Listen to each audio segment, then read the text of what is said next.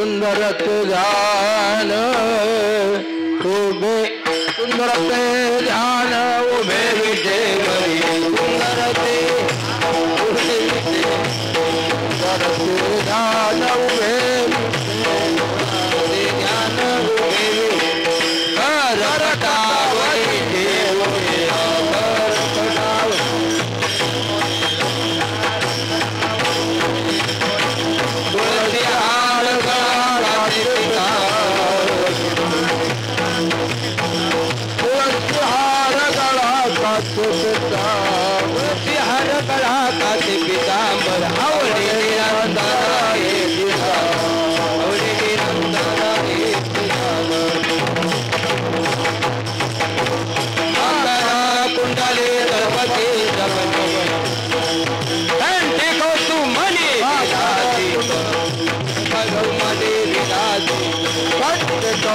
मने हे तुका भले मारे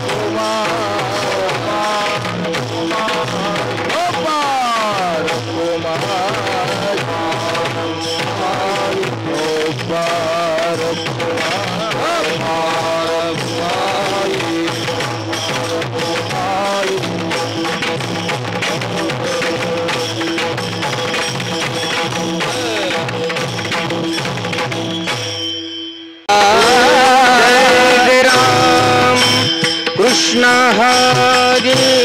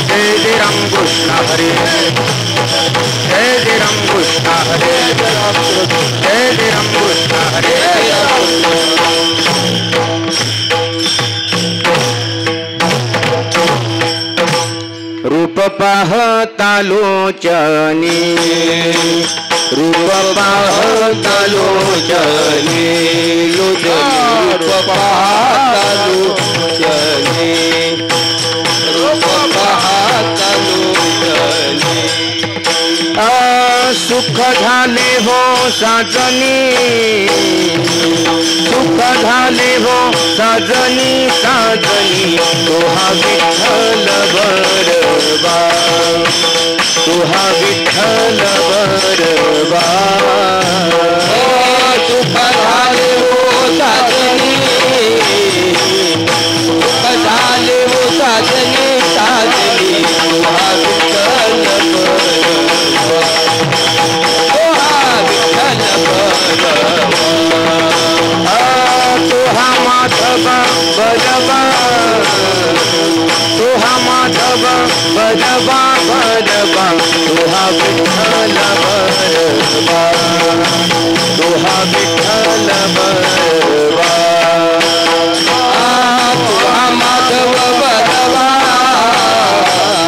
तुहा माधव बरवा बरवा तुहा विठ्ठल बरवा तुहा विठ्ठल बरवा बहुत सुकृताची जोडी बहुत सुकृताची जोडी बहुत सुकृताची जोडी बहुत सुकृताची जोडी म्हणून विठ्ठली आवडी म्हणून विठ्ठली आवडी आवडी तुहा विठ्ठल बरवा तुहा माधव बरवा म्हणून विठ्ठली आवडी म्हणून विठ्ठली आवडी आवडी तुहा विठ्ठल बरवा तुहा माधव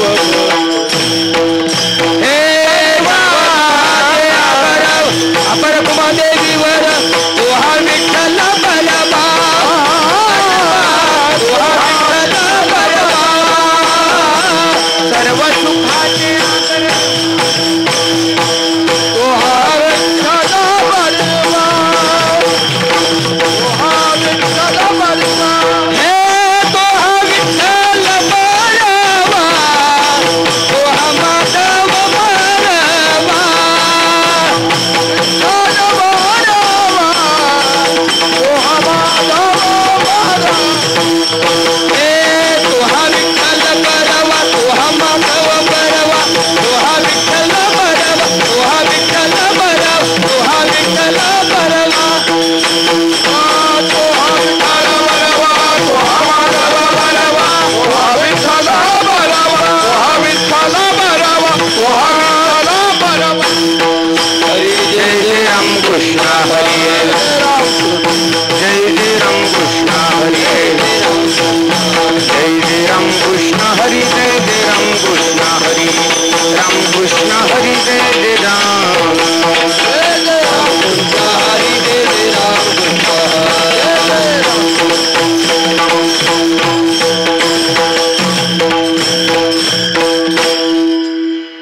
रणी निघता शूरा न पाहे माघारी निघता शूरा न पाहे माघारी रणी निघता शूरा न पाहे माघारी निघता शूरा न पाहे माघारी ऐशा माझ धीरे राखाता ऐशा माझ धीरे राखाता ऐशा माझ धीरे राखाता रणी निघता शूरा न पाहे माघारी निघता शूरा न पाहे माघारी रणी निघता शूरा न पाहे माघारी निघता शूरा न पाहे माघारी ऐशा माझ धीरे राखा काही माझ धीरे राखा काही माझ धीरे राखा काही संसार हाती अंतर लोदुरी हाते अंतर लोदुरी संसार हाती अंतर लोदुरी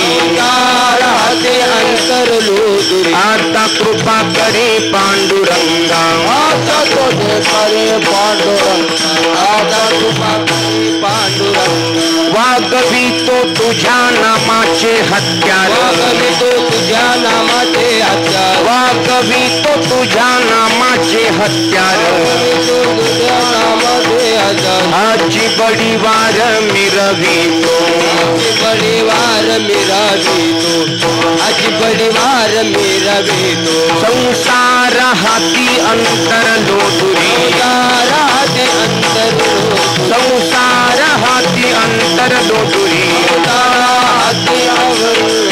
आता कृपा करी पांडुरंगा आता कृपा करी पांडुरंगा आता कृपा तू का म्हणे मज फिरता माघारी मज फिरता माघारी तू का म्हणे मज फिरता माघारी म्हणे मज फिरता माघारी तेथे उने पुरे तुम्ही जाना तेथे उने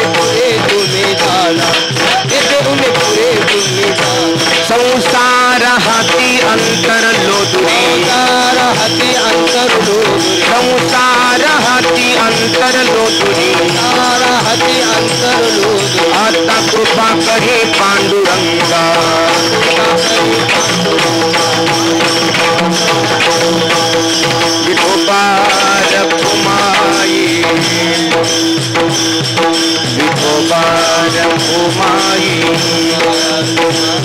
विठोबा रखुमाई विठोबा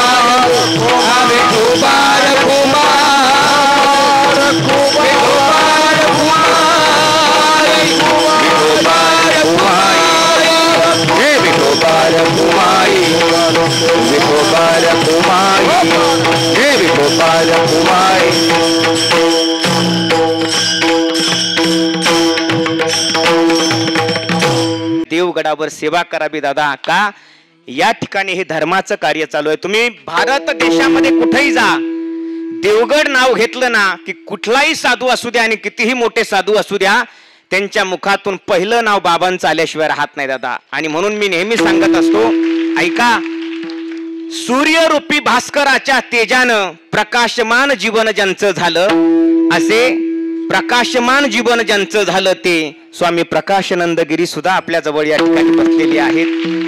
आज माझं हे परम भाग्य आहे. म्हणून दोन महात्म्यांच्या समोर आपण सर्व गुरुबंधू मंडळी, आता सगळ्यांची नावं घेण्यात वेळ घालवत नाही, सगळ्यांच्या चरणी माझा माथा विनम्र भावाने नतमस्तक करतो आणि सेवेला आरंभ. विठाला विठाला.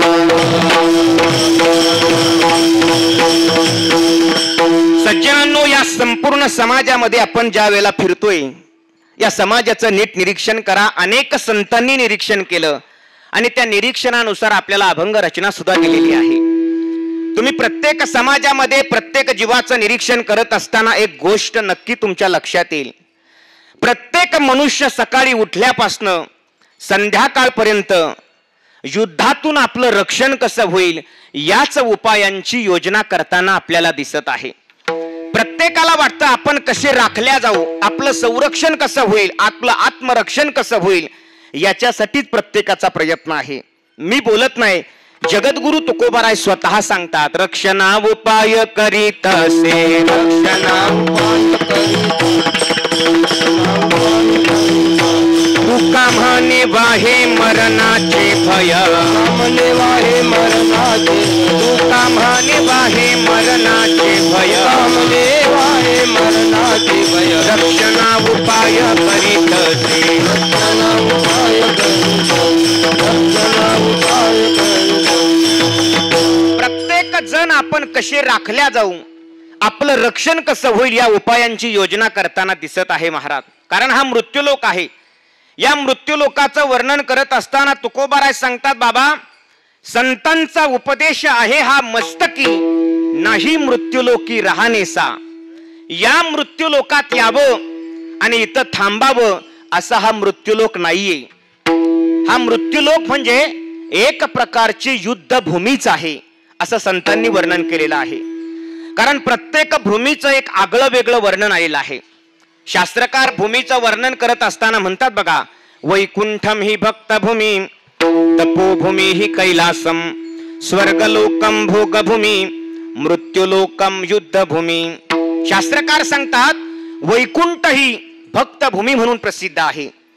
सगळे भक्त जे खाली येत असतात ते वैकुंठातूनच खाली येत असतात. भगवान परमात्मा वैकुंठामध्ये मीटिंग भरवतोय, सगळ्या भक्तांना एकत्रित करतो आणि सगळ्या भक्तांना सांगतो की बाबा हो, माझा 10वा असणारा कलंकी अवतार व्हायला आणखी उशीर आहे.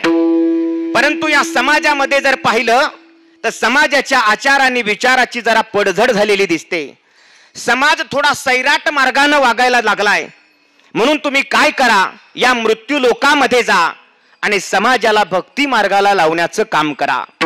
भगवंताने सगळ्या भक्तांना खाली पाठवलं. अर्जुनाला सांगितलं, अर्जुना तुम्ही वेसोबा खेचराच्या रूपानं खाली जा आणि समाजाला भक्ती मार्गाला लावा. वेसोबा खेचर हे अर्जुनाचा अवतार आहे. पितामह भीष्माचार्यांना सांगितलं, पितामह तुम्ही सुद्धा या मृत्यू लोकामध्ये जा, संत सेना महाराजांच्या रूपानं खाली जा. संत सेना महाराज हे पितामह भीष्माचार्यांचा अवतार आहे. नवे नवे सेना महाराजच असं सांगतायत की असा ठराव वैकुंठामध्ये झालेला आहे. असता वैकुंठासी काय सांगे ऋषिकेशी, जावोनी मृत्यू लोकासी जन भक्ती से लाभिता. आणि मग आज्ञा वंदोनिया जन्मलो नाभी याचे घरी विठाला विठाला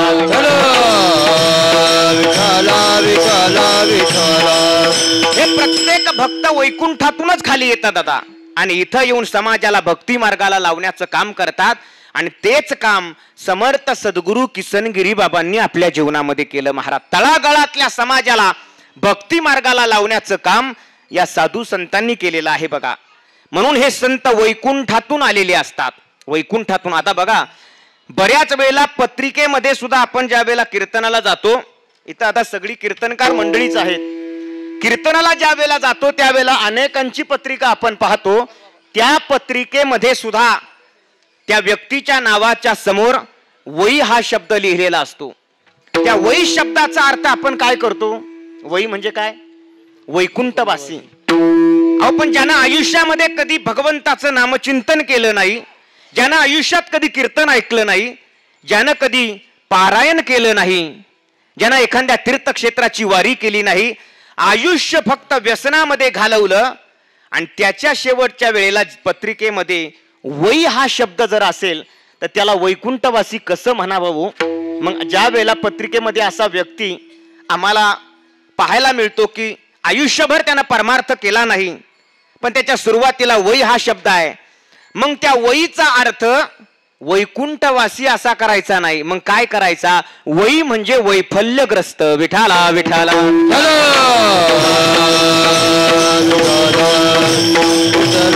वैफल्यानं ग्रस्त झालेला. पण संतांचं तसं नाहीये, हे वैकुंठातूनच आलेले असतात म्हणून त्यांच्या अगोदर वै हा शब्द असतो. आपल्याकडे प्रमाण भरपूर आहे पण वेळ कमी आहे. आम्ही वैकुंठवासी, संत हे वैकुंठातून येतात म्हणून वैकुंठ ही भक्तभूमी आहे. तपोभूमी ही कैलासभूमी ही तपोभूमी म्हणून प्रसिद्ध आहे. का? सर्व तपोनिधी यांची जर तुम्ही परीक्षा घेतली ना तर सगळ्यात मोठे तपोनिधी जर कोण असतील तर ते भगवान शंकरजी आहेत. का? चित्ती सर्वदा विरक्त कैलासनाथ जयापरी. तुम्ही हिमालयात बघा, जे साधू साधना करतायत ब्रह्म मुहूर्तावर उठलेले असतात. ब्रह्म मुहूर्तेच उत्थाय चिंतयेत आत्मनोहितम. आत्म अनात्मावर ते साधू चिंतन करत बसलेले असतात दक्षिणेला. आणि नियम असा आहे, दक्षिणेतला जो वारा आहे तो पहाटे 4:30 वाजता उत्तरेकडे प्रवाहित होतो आणि पहाटे 4:30 वाजता दक्षिणेतल्या ज्या वायुलहरी जेव्हा उत्तरेकडे म्हणजे आपल्याकडे येतात, मग आपल्याकडे पहाटे 4:30 वाजता वारकरी काय करत असतो? काकडा करत असतो. मग आपण ज्या वेळेला काकडा नावाची साधना करत आहे आणि त्या साधकांच्या त्या तपोनिधींच्या वायुलहरी, साधनेच्या वायुलहरी जेव्हा उत्तरेला येतात आणि आपल्यावरनं प्रवाहित होतात ना, त्यावेळेला आपल्या परमार्थाला बळकटी मिळत असते. म्हणून ते तपोनिधी आणि त्या तपोनिधीमध्ये सगळ्यात श्रेष्ठ तपोनिधी महादेव आहेत. ते कैलासात राहतात म्हणून कैलास ही तपोभूमी म्हणून प्रसिद्ध आहे. स्वर्ग लोकम भोगभूमी, स्वर्गभूमी भोगभूमी म्हणून प्रसिद्ध आहे. आणि मृत्यू लोकाचं वर्णन आलंय, मृत्यू लोकम युद्धभूमी.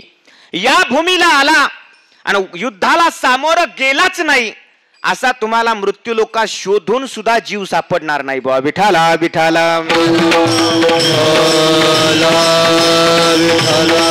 या मृत्यू लोकामध्ये प्रत्येकाला युद्ध करावं लागतं. तुम्ही म्हणाल कुणा कुणाला? देव जरी असला त्याला सुद्धा युद्ध करावं लागतं महाराज. 3 युद्ध या मृत्यू लोकात प्रसिद्ध आहेत, शास्त्रकारांनी सांगितलेले आहेत. शास्त्रकार बोलतात बघा, त्रिविधम युद्धम प्रसिद्धम मृत्युलोके विशेषतः देवयुद्धम जीवयुद्धम साधक युद्धम प्रसिद्धम. विठाला विठाला विठाला. या मृत्यू लोकामध्ये देवाला युद्ध करावं लागलं. मग तुम्ही म्हणाल महाराज कोणत्या देवाचं बोलताय? नवरदेवाचं? छे त्याचं नाही हो. हे 2 देवांचं वर्णन प्रामुख्याने तुम्हाला सांगेल. एक आहे कृष्णचंद्र आणि दुसरे आहेत रामचंद्र. रामचंद्रांना सुद्धा युद्ध करावं लागलं दैत्य रावणाबरोबर आणि कृष्णचंद्रांना सुद्धा युद्ध करावं लागलं दैत्य कंसाबरोबर. ज्या वेळेला रामप्रभू वानर सेना घेऊन लंकेत गेले. आता एक जणानं प्रश्न विचारला, महाराज देवानं युद्धाचा मान हा वानरांना का दिला, मानवांना का दिला नाही? कारण युद्धाचा मान मानवांना द्यायला पाहिजे होता. त्याला म्हटलं बाबा रे, मोठ्याच्या कृतीत गांभीर्य असतं, ध्यानात ठेव. एकदा गोंदवलेकर महाराजांना एक ज्ञानी मनुष्य येऊन म्हटला होता, महाराज ज्ञान का म्यान क्या होता है. म्यान म्हणजे काय? तलवार ठेवायची म्यान. गोंदवलेकर महाराजांनी घरात आवाज दिला, अगं पोरी भाकर घेऊन ये आणि त्याच्यावर पिठलं टाकून आण. भाकर आणली आणि त्या ज्ञानी माणसाच्या हातात दिली, त्याला सांगितलं हे ज्ञान का म्यान होता है. आता हे कुणाला नाही कळालं, पण त्यांचं म्हणणं असं होतं, तुम्ही कितीही ज्ञानी असाल पण तुमच्या पोटात जर अन्नच नसेल तर ते ज्ञान तुम्ही प्रगट करणार कसे. म्हणून ज्ञान का म्यान क्या होता है, तो अन्न होता है. मोठ्याच्या कृतीत गांभीर्य असतं. तसं रामप्रभूने वानर का नेली, त्याची 3 कारणं प्रामुख्याने आहेत. नीट ऐका. पहिलं कारण, वानरच का नेली, मानव का नेली नाही, तर त्याचं पहिलं कारण आहे लंका सोन्याची होती. तुम्हाला कळलं? लंका सोन्याची होती.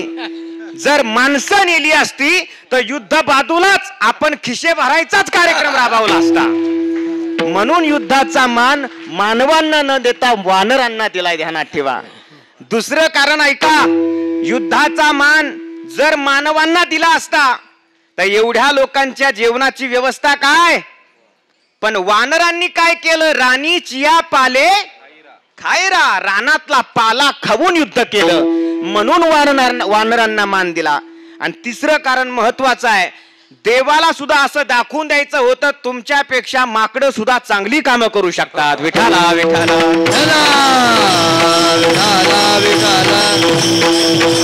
रामप्रभू ज्या वेळेला रावणाच्या समोर गेले, आपल्याला प्रमाण माहिती आहे, समरांगणा आला रामे रावण देखिला.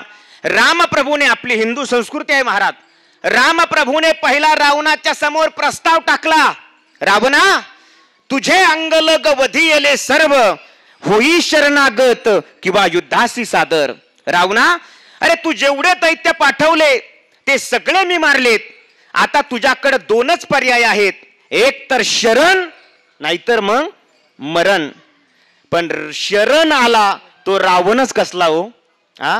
त्रेता युगात रावण रामाला शरण गेला नाही. ऐकताय ना तुम्ही? त्रेता युगात रावण रामाला शरण गेलाच नाही. त्या त्रेता युगातल्या रावणाचा आदर्श आजही कलियुगात बऱ्याच रावणांनी चालू ठेवलाय. 70-80 वर्षाचे झाले पण आजही रामाला शरण गेले नाही महाराज. पण ऐका ना, आजपर्यंत जे रामाला शरण गेले नाही त्या सगळ्या रावणांनी जसा त्याचा आदर्श घेतला, त्या रावणाचा त्याचा परिणाम सुद्धा डोळ्यासमोर ठेवा. केला रावणाचा वध, केला रावणाचा वध, केला रावणाचा वध, रावणाचा वध. अवघा तोडीला संबंध, अवघा तोडीला संबंध, लंका राज्य विभीषणा, लंका राज्य विभीषणा. गोळेला संबंध, गोळेला संबंध, लंका राज्य विभीषणा, राज्य विभीषणा.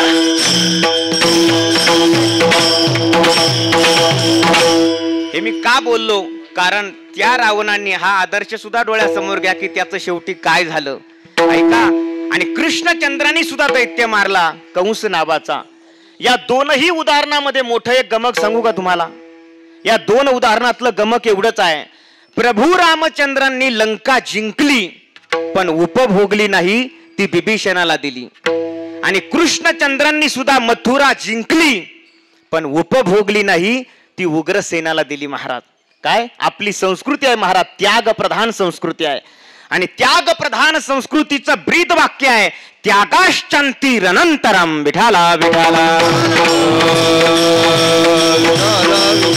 त्याग प्रधान संस्कृती आहे महाराज. भोगली नाही प्रभू रामचंद्रांनी लंका, कृष्णचंद्रांनी सुद्धा मथुरा भोगली नाही. पाठीमाग 8-10 वर्षापूर्वी कुणीतरी जाणता मनुष्य म्हटला होता, रामायण महाभारताची या भारताला काय गरज आहे, काय गरज आहे. अरे हीच गरज आहे की आपली संस्कृती त्याग प्रधान संस्कृती आहे. पण लोकांना अरे ज्यांना राम मान्य नाही, ज्यांना कृष्णाचे विचार मान्य नाही, ते लोक चालतात, आणि मात्र आपल्या रामाच्या आणि कृष्णचंद्राच्या यांना काय उलट्या होतात का? हो विठाला विठाला विठाला.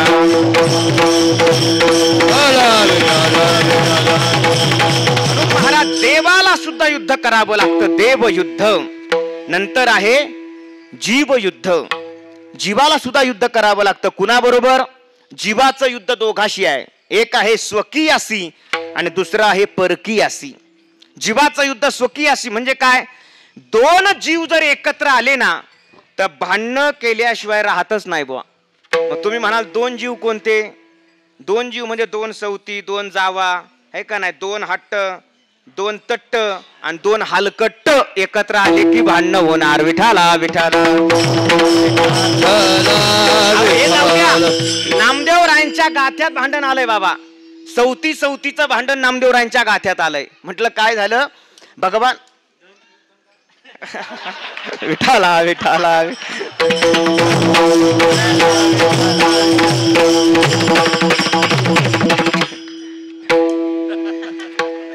बरोबर आहे.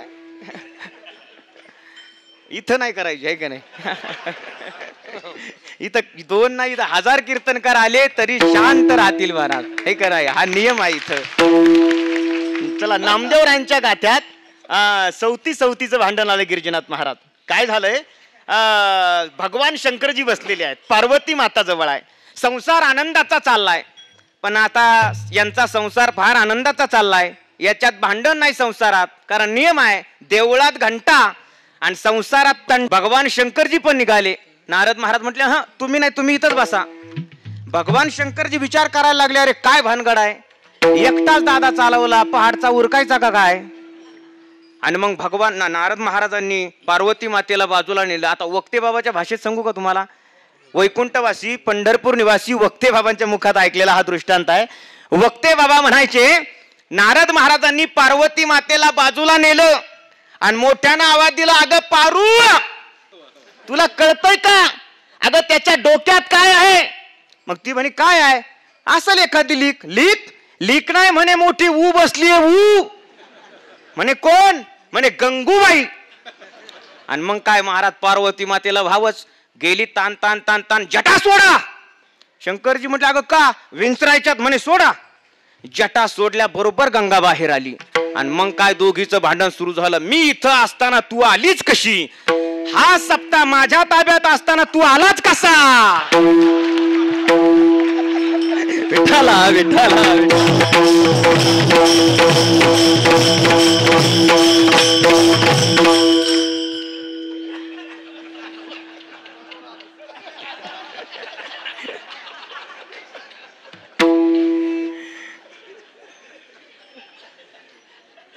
आणि मग महाराज विठाला विठाला विठाला.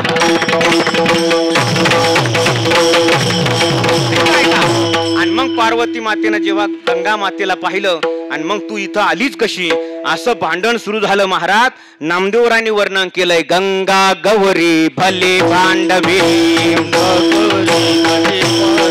संध्यासी धाडीले वनारे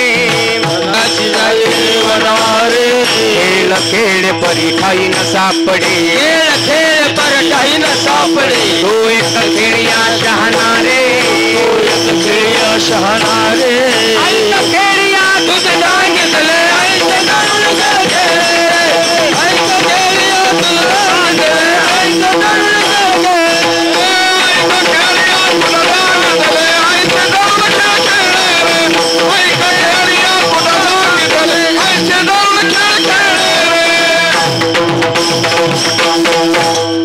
हे जीवाजीवाचं भांडण आहे महाराज, जीवाचं स्वकीयासी भांडण. आता जीवा ऐका ऐका, छत्रपती शिवाजी महाराज कोण होते हो? हिंदूच होते. मुधोळचे घोरपडे कोण होते? म्हणा ना, हिंदूच होते. जावडीचे मोरे कोण होते? हिंदूच होते. आणि यांनी विरोध कोणाचा केला हो? छत्रपती शिवाजी महाराजांचा. आपलेच लोक आपल्याशी भांडायला लागले ना महाराज. मग तुम्ही म्हणाल का हो आपले लोक कर्तबगार नाहीत का? अहो कर्तबगार आपले लोक सूर्यासारखे आहेत, पण दुर्भाग्य एवढंच आहे, अंधाराची चाकरी करतात. विठाला विठाला ऐका. अरे त्यावेळेला जर 18 पगड जाती एकत्र राहिल्या असत्या ना, तर काय टाप होती त्या तुर्कांची या खैबर खिंडीच्या अलीकडे यायची. पण आपल्यात भांडणं करत बसलो ना, त्यामुळे हे तुर्कांचे लोंढे आपल्यावर आले आणि त्याचा परिणाम आजही आपण भोगतोय. विठाला विठाला.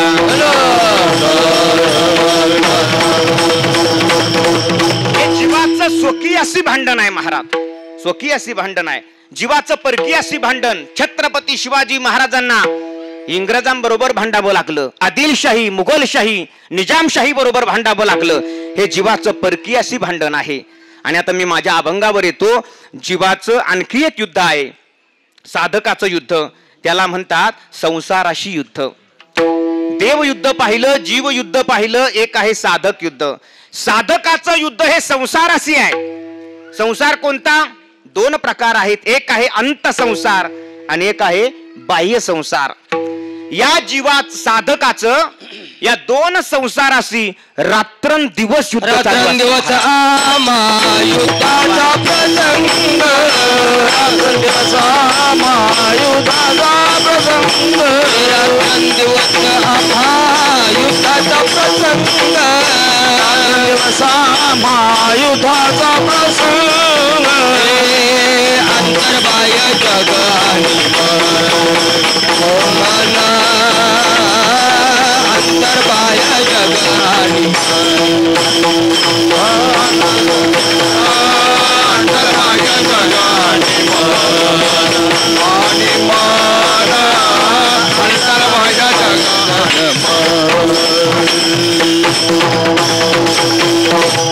अतिशय गोड प्रमाण, समर्पक प्रमाण दिलं बघा. असं वाटलं होतं पटकन गोंधळभर साखर घ्यावी, बाबासाहेब महाराजांच्या तोंडात घालावी. पण तुम्हाला साखर नाही ना? नाही, साखर लय प्रसन्न आपल्याला. ऐका. जीवाचं युद्ध आहे संसाराशी, पण अंतसंसार आणि बाह्य संसार आहे. या जीवाला कायमस्वरूपी अंतसंसाराशी भांडण करावं लागतं, युद्ध करावं लागतं महाराज. का? अंतसंसार म्हणजे मनरूपी पटाच्या आधारानं बरेच विकार तिथं दडलेले असतात. ज्ञानोबारांची एक ओवी देऊ. ज्ञानोबाराय बोलतात बघा, जेथ संसार चित्र उमटे, तेथ तो मनोरूप पटू फाटे. मन या पटाच्या आधारानं अनेक विकार दडलेले असतात महाराज. आणि मग साधक काय करतो? साधकाचं युद्ध त्या विकाराबरोबर होतं. मग साधक त्या विकारांना मारत नाही. काय करतो? काम क्रोध बंदी खानी, तू का म्हणे केले तुम्ही, इंद्रियाची धनी आम्ही झालो गोसावी. साधक त्या इंद्रियांना काय करतो? बंदी खाण्यात टाकतो महाराज. हे आंतरयुद्ध आहे. एक आहे बाह्य युद्ध. कुणाशी? त्या प्रमाणातच आलंय. अंतर्बाह्य जग आणि मन. मनाचं झालं, आता जगाबरोबर युद्ध आहे. जगाबरोबर म्हणजे कुणाबरोबर? समाजाबरोबर. तुम्ही म्हणाल महाराज समाजानं साधकाचं काय केलंय? अहो समाजानं साधकाचं घोडं मारलंय. तुम्ही म्हणाल काय केलं? माझ्याकडे पुरावा आहे. पुराव्यानिशी मी तुकोबारांची प्रमाण तुम्हाला देईल. माझ्याकडे 2-4 प्रमाण आहेत, पुरावे आहेत की समाजच साधकाचं घोडं मारतो. काय करतो समाज? ऐका पहिलं कारण, समाज साधकाच्या परमार्थाला हसतो. समाज हसतो महाराज. आता ही किती छोटी मुलं आपली टाळ घेऊन उभी राहिली. अशी मुलं हरिपाठामध्ये पावल्या खेळून नाचतात.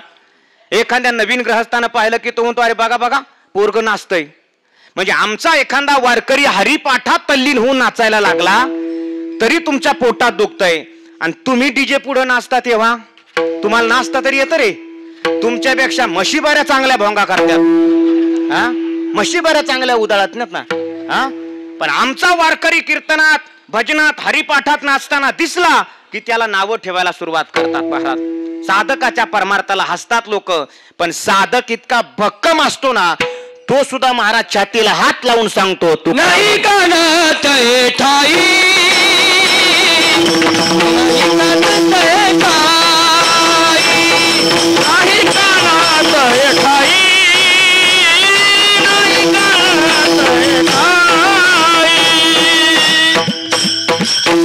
समाज साधकाच्या परमार्थाला हसतो पण साधक म्हणतो नाही कान तये ठाई.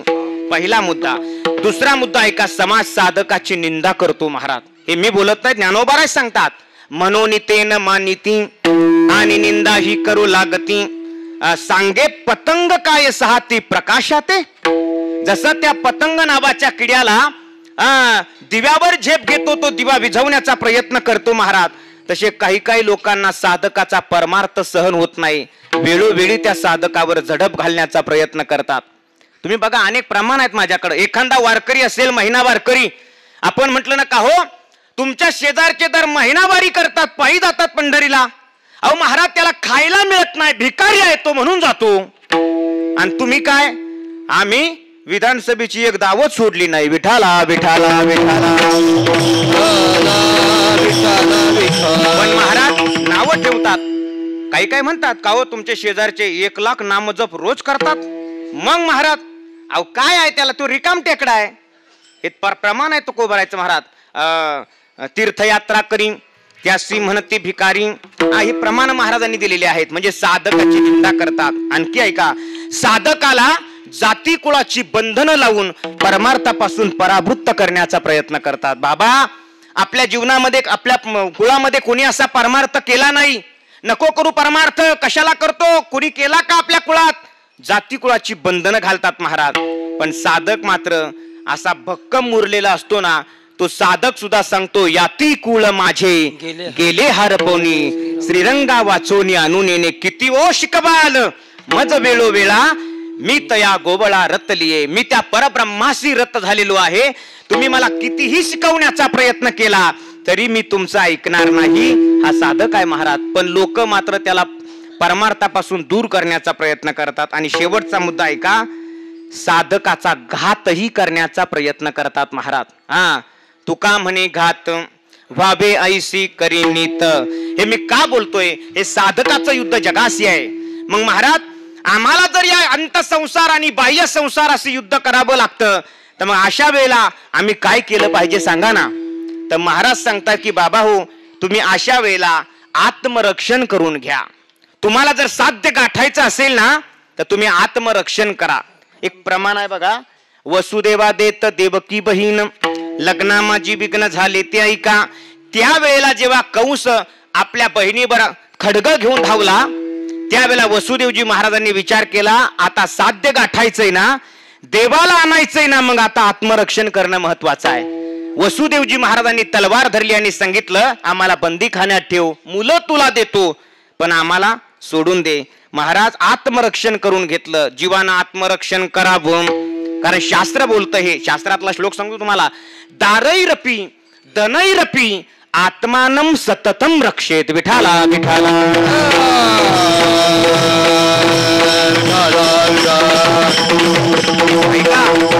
पैसा राखावा, संकटात कामाला येईल म्हणून.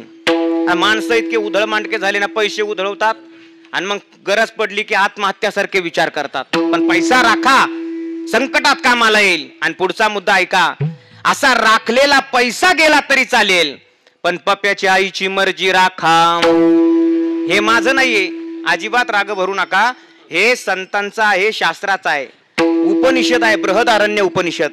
आणि त्याच्यातला श्लोक आहे. आता स्वामीजींचा पाठ असेल तो कदाचित, माझा अर्धा शिरदाच पाठ असेल. नवारे पत्यु कामाय पतिप्रियो भवती, आत्मनस्तु कामाय पतिप्रियो भवती. पुढं काय आहे, नवा अरे कामायै जायाय जाया प्रियो भवती, आणि आत्मनस्तु कामाय जाया प्रियो भवती. विठाला विठाला विठाला. ऐका ऐका, शास्त्र सांगतंय महाराजांनी, सगळ्यात शेवटला शास्त्र सांगतंय, पैसा गेला तरी चालेल, पत्नी रुसून गेली तरी चालेल, पण काय करा, स्वतःचं आत्मरक्षण करून घ्या. तुम्ही कधी ना ऐकलेलं प्रमाण सांगू का तुम्हाला. निळा म्हणे कुवा कुलाल हरिभक्त, पिपा रजपूत प्रिय तुम्हा. एक भगवत भक्त कुवाजी होऊन गेलेले आहेत. आपल्या प्रांतातले नाही, ते राजस्थान प्रांतातले आहे, पण इकडे आले आणि पंढरीची वारी करायला लागले आणि इकडेच राहिले. ते भगवत भक्त कुवाजी असे होते की त्यांच्या घरी रात्री 12 वाजता जरी वारकरी आले, रात्री 12ला बायकोला उठवणार, स्वयंपाक बनवायला लावणार आणि रात्री 12 वाजता वारकरी जेव घालणार. अहो रोजच महाराज ते बायको वैतागली, तिने साफ सांगून टाकलं, आजपासून घरात एक तर वारकरी राहतील, नाही तर मग घरात मी राहील. आता काय करा, वरती जाऊ द्या, तुम्ही असते तर काय केले असते. आपली बायको आपल्याला जर म्हटली वारकरी घरात राहतील नाही तर मी राहील, तुम्ही काय केलं असतं, वारकरी घराबाहेर नाही गावाबाहेर नेऊन घातले असते, है का नाही. पण महाराज ते भगवत भक्त कुवाजी होते हो, त्यांनी साप सांगून टाकलं आपल्या पत्नीला, बस तू गेली तरी चालेल पण मी माझ्या वारकऱ्यांची सेवा नाही सोडणार जीवनामध्ये. शेवटी अखेर ती निघून गेली, पण या कुवाजीने स्वतःच्या हाताने भाकरी केल्या आणि वारकऱ्यांना जीव घातलं. महाराज याला म्हणायचं दारैरपी धनैरपी आत्मानम सततम रक्षेत. विठाला विठाला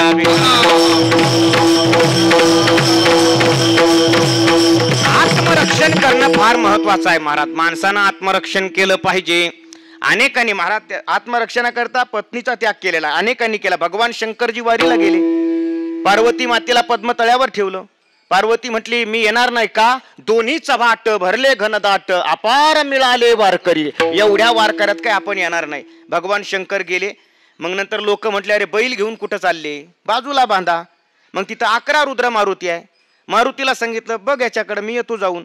गणपती बाप्पाला घेऊन पुढे गेले. नंतर गणपती बाप्पालाही सोडलं एका त्या देवळीमध्ये आतमध्ये गेल्यावर. आणि नंतर एकटेच गेले. देवानं पाहिलं अरे माझ्यासाठी पोरग टाकलं, माझ्यासाठी वाहन टाकलं, नवे नवे माझ्यासाठी बायको सुद्धा टाकली. जसं उच्चललं भगवान शंकरजीला तसं आपल्या मस्तकावर धारण केलं. एक प्रमाण आहे बघा, हरी हर रूपे पंढरी राहू असं प्रमाण आहे. इथून खाली हरी आहे आणि इथून वर हर आहे. म्हणून भगवान शंकरजीनं सुद्धा धनैरपीन दारैरपी त्याग केला महाराज, आत्मरक्षण करून घेतलं. अनेक उदाहरणं आहेत महाराज. माणसानं स्वतःचं आत्मरक्षण करून घ्यावं. कशा करता करायचं आत्मरक्षण? पुढं आपल्याला धर्म कार्य करायचंय, देश कार्य करायचंय, अनेक सेवा गोसेवा करायची आहे. मग हे करण्यासाठी काही वेळेला आत्मरक्षण करावं लागतं. विठाला विठाला ऐका, तुकाराम महाराज सुद्धा देवाला सांगतात, देवा अरे देवा आम्ही आत्मरक्षण करावं तर मग कसं करावं? देवा ऐक ना, अरे इथं या संसाराबरोबर आमचं युद्ध चालू आहे.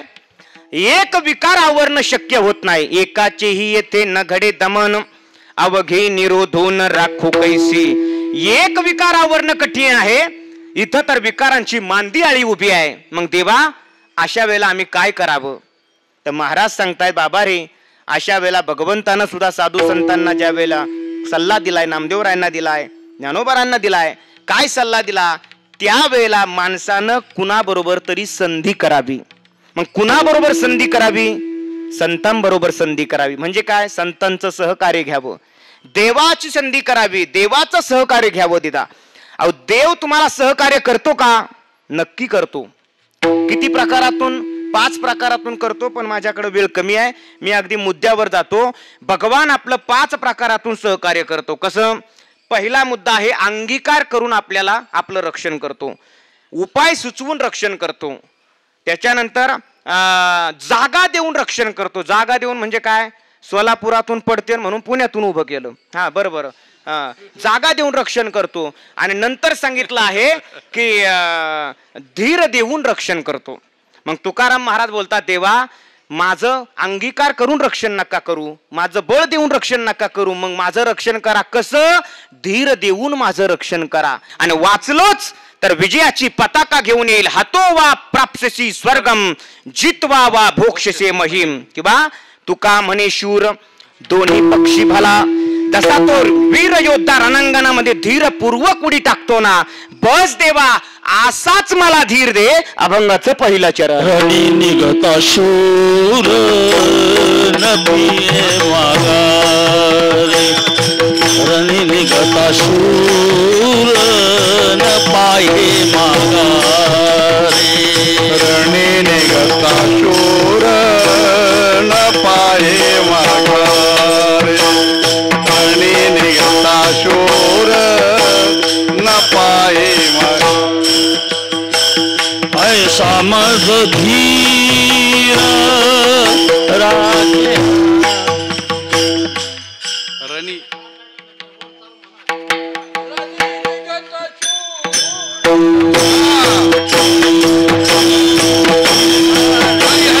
ऐसे मज धीर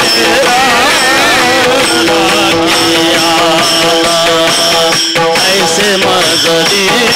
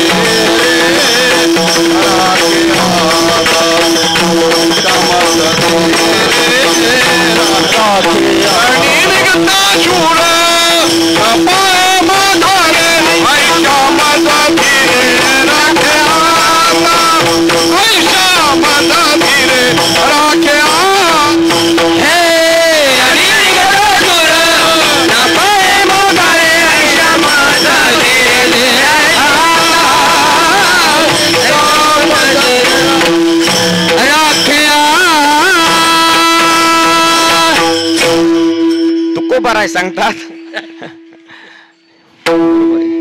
शूरच टाकला असं म्हणावं लागेल.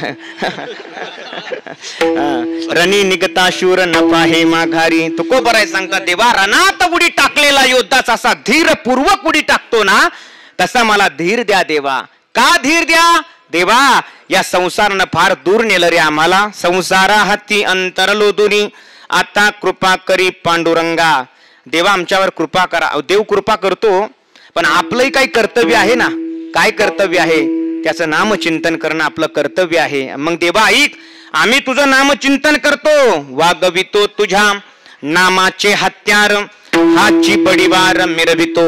आम्ही तुझ्या नामाचं हत्यार आमच्या बरोबर ठेवतोय. ज्ञानदेवी मंत्र हरिनामाचे शस्त्र आमच्या हातात तुझ्या नामाचं शस्त्र आहे देवा.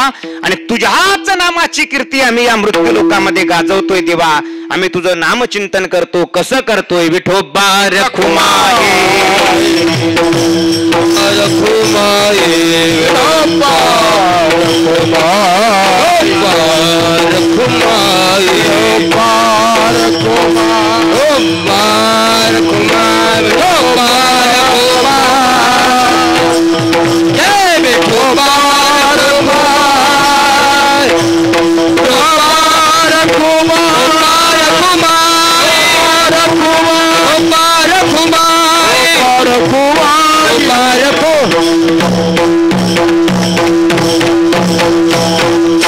तुकोबारायांचं देवानं रक्षण केलं की नाही हो? अगदी शेवट माझ्याकडे 10 मिनिटं शिल्लक आहे. मी लगेच थांबणार आहे. ऐका तुकोबारायांना देवानं धीर कसा दिला. आणि धीर नुसता दिला नाही तुकोबारायांचं धीर देऊन देवानं रक्षणही केलं महाराज. कधी केलं माहितीये का तुम्हाला? जगद्गुरु तुकाराम महाराजांचं एकदा लोहगावला कीर्तन चालू होतं आणि छत्रपती शिवाजी महाराज सिंहगडावर होते. आता हे का सांगतोय? कारण याच्यानंतर आपल्याला छावा बघायचा आहे ना. मग तो छावा ज्या शूरवीर योद्ध्यानं जन्माला घातला तेही कळले पाहिजे ना आपल्याला, हे का नाही? किती सामर्थ्यवान होते. छत्रपती शिवाजी महाराजांना कळालं तुकोबारायांचं कीर्तन लोहगावला चालू आहे. सिंहगडावरनं महाराज लोहगावला आले. नजराना घेऊन आले. तुकोबारायांनी नजराना स्वीकारला नाही आणि तुकोबारायांनी नजराना स्वीकारला नाही त्यामुळे महाराजांना तुकोबारायांचा तो स्वभाव पसंत पडला आणि तुकोबारायांच्या कीर्तनातच महाराज तिथं बसले. महाराज आणि बसल्याबरोबर चाकणच्या सुभेदाराला कळालं छत्रपती शिवाजी महाराज लोहगावला तुकोबारायांच्या कीर्तनात बसलेत. त्या चाकणच्या सुभेदारानं काय केलं? महाराज 2 सहस्र पठाण चाकणहून अविंध्यापुरीत पाठविले असं प्रमाण आहे. 2000 पठाण चाकणहून अविंध्यापुरीला म्हणजे लोहगावला आले. आणि ज्या वेळेला 2000 मशाली दिसल्या मोरोपंतांनी पाहिल्या आणि धावत पळत गेले आणि महाराज छत्रपती शिवाजी महाराजांना म्हणू लागले, राजे उठा, राजे पळा लवकर, 2000 पठाण आपल्या दिशेने येत आहेत. राजांनी सांगितलं, मोरोपंत जिजाऊ मासाहेबांना जाऊन सांगा तुमच्या राजाला वैराग्य झालंय. तुमचा राजा आता बाह्य शत्रू जिंकण्यापेक्षा अंत शत्रू जिंकण्याच्या पाठीमागं लागलाय. महाराज तुकोबारायांनी सुद्धा राजांचा स्वभाव पाहिला आणि महाराजांनी कर्म विषय सांगायला सुरुवात केली. तुकोबाराय म्हणतात, राजे ऐका, राजे आपण आपल्या कुळधर्माचं रक्षण केलं पाहिजे. राजे आमचा कुळधर्म आहे कुळीचे कुळधर्म पांडुरंग. आमचा कुळधर्म आहे पांडुरंग आणि आम्ही त्या पांडुरंगाची सेवा करणार. ऐका राजे, तुमचा कुळधर्म आहे या मातृभूमीचं रक्षण करणं. तुम्ही तुमच्या कुळधर्माचं रक्षण करा, आम्ही आमच्या कुळधर्माचं रक्षण करतो. तसं राजे म्हणतात, महाराज अहो सगळं खरं आहे पण आमच्या मोक्षाचं काय? तेव्हा तुकोबाराय सांगतात, राजे तुका म्हणे कुल धर्म दावी देव. कुलधर्माचा जर आचार विचार पाळला ना राजे तर तो सुद्धा आपल्याला देवापर्यंत घेऊन जातो. म्हणून तुम्ही मातृभूमीचं रक्षण करा. आणि महाराज जेव्हा मोरोपंत परत पळत आले, राजे अहो उठा, 2000 पठाण आता लोह गावात आलेत. आणि पठाण आलेत ही घटना राजांना कळाली. राजे नाही उठले हो, पण ऐकणारे लोकच उठून पळायला लागले. पण तुकोबारायांना राग आला हो. तुकोबाराय म्हटले, अरे अरे कीर्तन मर्यादा माहिती आहे तुम्हाला? 7 दिवसाचा जरी झाला उपवासी तरी कीर्तन रंग टाकू नये, कारण तेथे असे देव उभा जैसी समचरणाची शोभा. अरे का पळता, बसा खाली. आयुष्य गेलं संसार करता करता आणि कीर्तनातून उठता महाराज. परत लोक खाली बसले आणि ज्या वेळेला आता तुकोबारायांनी विचार केला, या महाराष्ट्राचा जाणता राजा कीर्तनात बसलाय आणि इथं आमच्या कीर्तनात परचक्र यावं. तुम्ही ते परचक्र पर अभंग वाचा तुकोबारायांचे.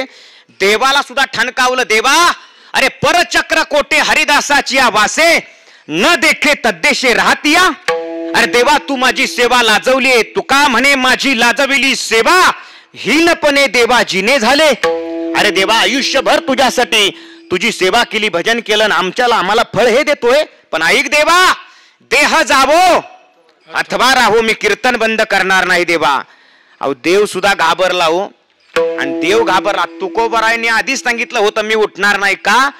आजी पर्व काळ सुधीन सन्निध बैसले वैष्णवजन, येथे कीर्तनात जरी आले मरण, तरी धन्य भाग्य पै माझे. छत्रपती महाराज म्हणतात इथं मला मरण आलं तरी चालेल, मी संत मांदियाळीमध्ये बसलेलो आहे. आणि देवा तुकोबारांनी देवाला ठणकावलं. महाराज देव तिथं प्रगट झाले हो.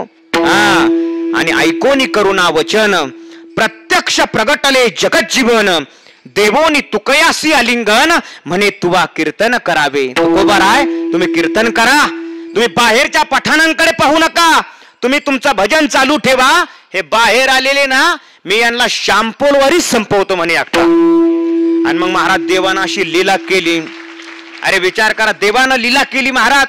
छत्रपती शिवाजी महाराज कीर्तनात बसलेत आणि समोर ऐकणारे लोक. देवानं अशी लीला केली ना, सगळे ऐकणारे छत्रपती शिवाजी महाराजच दिसायला लागले. प्रत्येक जण छत्रपती शिवाजी महाराज. 2000 पठाण तिथं आले हो.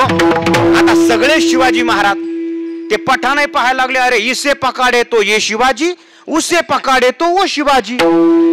बर शिवाजी म्हणून धरून बाहेर आणायचे. ओ देखो शिवाजी पकडो, पकडून बाहेर आणला रे आणला का तो निभायचा रफिक. अरे रफिक तू, तो म्हणायचा अरे रफिक तू कब आया, तो म्हणायचा अरे शफीक मी पहिले से वहा था. अरे म्हणे हा तर रफिकच निघाला, द्या सोडून याला. दुसरा पाहिला, अरे म्हणजे हो देखो शिवाजी, धरला बाहेर आणला. अरे अहमद तू कब आया, तो म्हणायचा अरे मोहम्मद मैं पहिले से वहा था. अरे म्हणे हा तर मोहम्मद निघाला, द्या सोडून याला. आणि महाराज एक पठाण ओरडला, हुजूर अंदर तो सब शिवाजी शिवाजी है, सब शिवाजी है तो काट डालो सबको. याला म्हणायचं अंधेरी नगरी, बेबुद्ध राजा आणि टक्का शेर भाजा आणि टक्का शेर खाजा, आहे का नाही. म्हणे काट डालो सबको. देवाला वाटलं हे आपल्या चांगलं डाला. आता देवानं आयडिया केली. महाराज सगळे रूप आवरून घेतले आणि स्वतः छत्रपती शिवाजी महाराज झाले. महाराज अरे विचार करा तुम्ही, देवानं सुद्धा माझ्या राजाचं रूप घ्यावं दादा. काय राजा असेल होतो, आणि तो राजा जर असा होता तर त्या राजाचा छावा कसा असणार आहे हो. म्हणून तो छावा आपल्याला बघायचा नाही तर, आहे का नाही. मग महाराज देवानं रूप घेतलं. पुढं ऐका, देवानं काय केलं, ते पठाण आत यायच्या आत देवच घोड्यावर बसून बाहेर निघाले. तसे ओरडले, हो देखो शिवाजी पकडो. जसे घोडे निघाले पठाणांचे, देव पुढं पठाण माग. देव गेले लोणी काळ भोरला, हे पठाण लोणी काळ भोरला. देव मरकळ फाट्यावर आले, पठाण मरकळ फाट्यावर.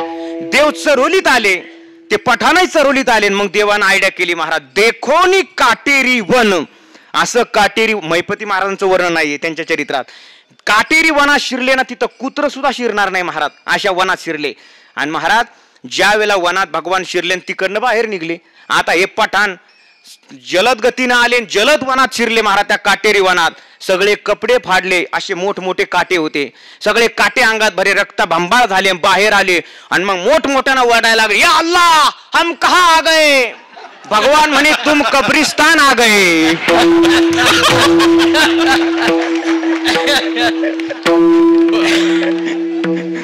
विठाला विठाला मोठमोठ्यानं ओरडा, या अल्लाह हम कहाँ आ गए. देव म्हणे तुम कब्रिस्तान आ गए, तुमच्या कबरीच बांधितो म्हणे, आता कबरी ठेवीत नाही म्हणे आता तो, आहे का नाही. आणि मग महाराज अशा देवानं वाऱ्याला आज्ञा दिली. अंगातून रक्त चालू होतं, वारा असा सुटला ना, जखमा अशा चिक धळलेल्या जखमा. महाराज असा आग होऊ लागली शरीराचा दाह. मोठमोठ्यानं ओरडायला लागले आणि ओरडायला लागले, पळायला लागले घोड्यावर बसून. देवानं घोड्याकर पाहिलं, म्हटले अरे नवरदेव बसू बसू लाजा राहिला का तुम्हाला. आणि ज्यांना घेऊन चालले टाका खाली. त्या घोड्याने आपले पुढचे पाय वर केले महाराज, आणि सगळे पठाण खाली टाकले आणि त्यांच्या छाताडावर पाय देऊन घोडे नाचायला लागले.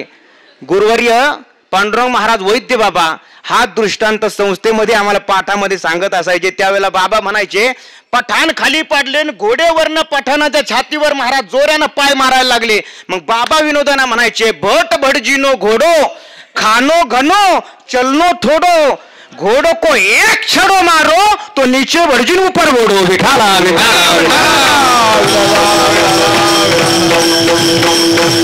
म्हणजे तुकोबारायांचं रक्षण केलं की नाही महाराज देवानं?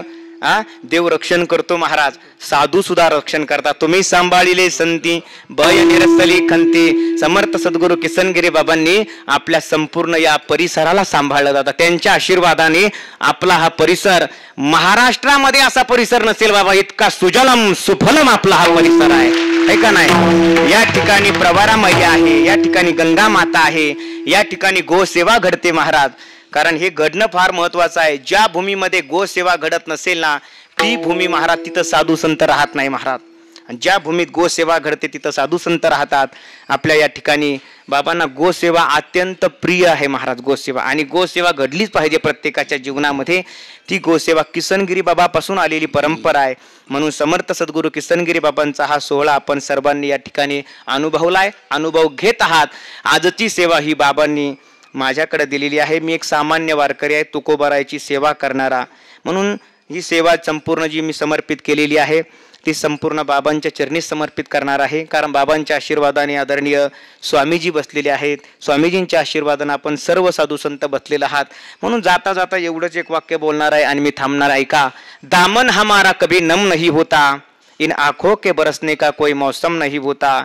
अरे इतने विकारों के बीच भी मैं महफूज रहता हूँ क्योंकि मेरे सदगुरु भास्कर गिरी बाबा की दुआओं का खजाना कभी कम नहीं होता. बाबांचा आशीर्वाद आपल्या सर्व साधक मंडळीच्या पाठीशी महाराज. कुणी येऊ द्या, लहान वृद्ध कसा येऊ द्या महाराज, बाबांचं बोलणं वागणं अगदी अगदी सामान्य आपल्या बरोबर असतं महाराज. हे जीवन साधूचं असतं. म्हणून बाबांच्या चरणी ही समर्पित सेवा करतो आणि माझ्या सेवेला पूर्ण विराम. ज्ञानेश्वर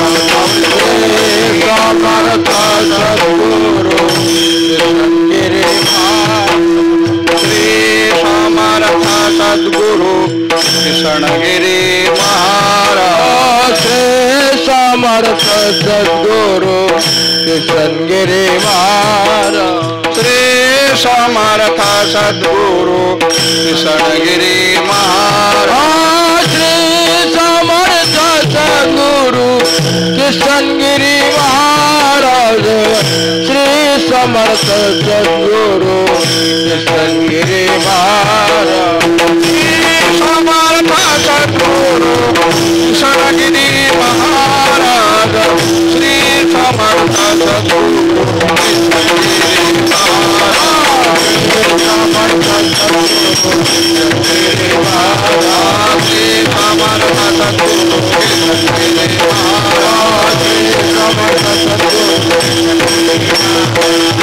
समर्थ सद्गुरु कृष्णगिरी महाराज.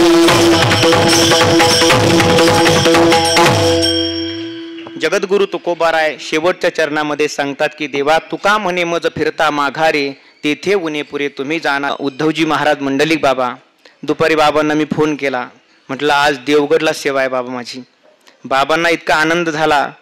म्हटले अतिशय सुंदर सेवा करा, बाबांना माझा जय हरी सांगा. हे बाबांच्या मुखातून शब्द निघाले. बाबांनी आशीर्वाद दिला. तिथं त्या साधूकडून आशीर्वाद घेऊन या साधूकडे आशीर्वाद घेण्याकरिता आलो. आता आशीर्वाद मागे पुढे उभा राहे सांभाळीत आणि आली या आघात निवाराया. जय विठ्ठल जय हरी विठ्ठल.